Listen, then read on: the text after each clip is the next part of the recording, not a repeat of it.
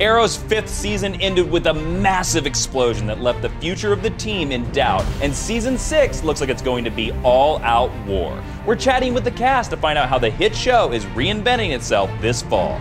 Where do we find Oliver at the beginning of season 6? We find him at a little bit of an impasse with trying to be a dad. We also begin the unpacking of what happened in 523. We find her definitely recovering from Lian Yu.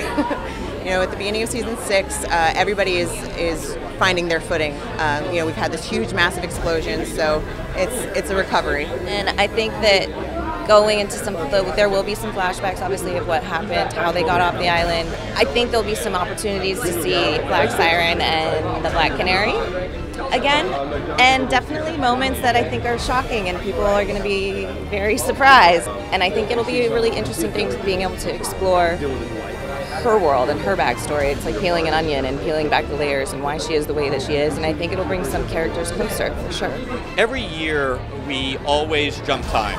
There's always a 5-month gap usually between the season finale and the season premiere, and we always try to honor that real life time jump.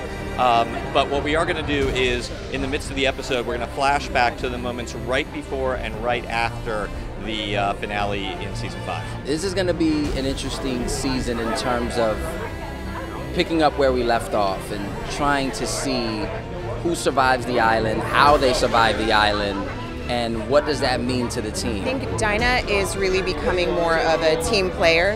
She has a little bit more of a soft spot in her heart now because she has people that she loves around her. She's also developing a new passion for justice, for her city, for her profession as a cop. So all of those things are going to affect sort of how she composes herself. The subtle changes in Oliver this year have been really satisfying for me as an actor. I want new things to happen for him, you know what I mean? And they seem to be, which is good. There are several different fallouts. That's why the title of the season premiere is actually Fallout, because a lot of it, you know, the premiere deals with the repercussions of what happened on Lian Yu at the end of season 5. And there's, you know, I don't want to spoil anything because I think a big part of the fun of the premiere is seeing what happened, who lived, who died. I will say that there are also other kinds of consequences apart from just living and dying. There's other things also that can and do happen as a result of the explosions. What I'm hoping for, just personally for me, like going back to season 5 and just kind of seeing how Renee was set up and, you know, all the feelings that, you know, and the struggles that he had.